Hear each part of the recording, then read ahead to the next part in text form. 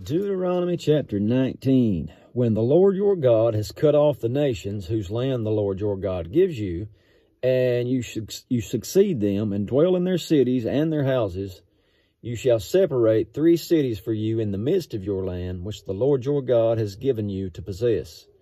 You shall prepare you a way and divide the coast of your land, which God gives you to inherit, into 3 parts, that every slayer may flee there. Remember, we've dealt with this before, the one that kills somebody kind of accidentally, so that their kinfolk can't come and just get revenge. If they go to this city, then they're cool, safe, until but they have to stay there till the death of the high priest. And if they venture out and somebody gets them, it's their own fault. It says, and this is the case of the slayer which shall flee there, that he may live. Whoso kills his neighbor ignorantly, whom he hated not in time past, accidentally, as when a man goes into the wood with his neighbor to hew wood, and his hand fetches a stroke with an axe to cut down the tree, and the head slips from the helve,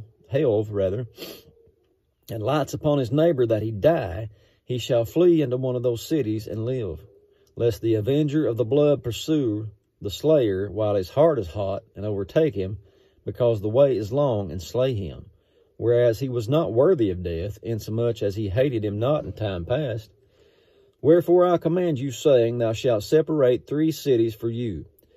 And if the Lord your God enlarge your coast, and has sworn unto you your fathers, and gives you all the land which he promised to give unto your fathers, if you shall keep all these commandments to do them, which I command you this day, to love the Lord your God, and to walk ever in his ways, then shall you add 3 cities more for you besides these 3.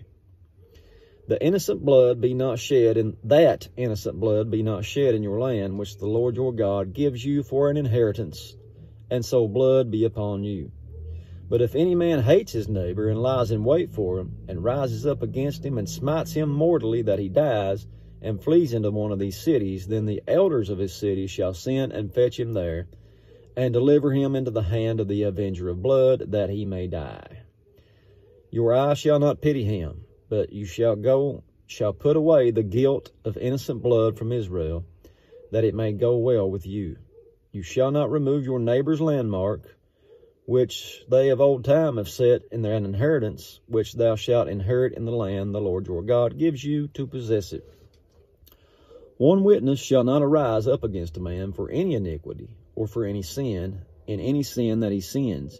At the mouth of 2 witnesses, or at the mouth of 3 witnesses, shall the matter be established. If a false witness rises up against any man to testify against him that which is wrong, then both the men between whom the controversy is shall stand before the Lord, before the priest and the judges, which shall be in those days. And the judges shall make diligent inquisition, and behold, if the witnesses be a false witness, and have testified falsely against his brother, then shall you do unto him as he had thought to have done unto his brother. Now, that's one of the 10 commandments, wasn't it? Do not bear false witness against your neighbor.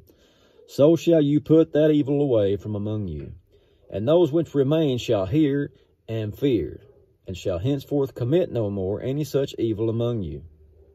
The old deterrent, that's the whole point in it. They see it, fear it, quit doing it. If it were only that simple. And thy eye shall not pity, but life shall go for life, eye for eye, tooth for tooth, hand for hand, foot for foot. That's it for chapter 19. God bless you. Lord willing, we'll see you tomorrow.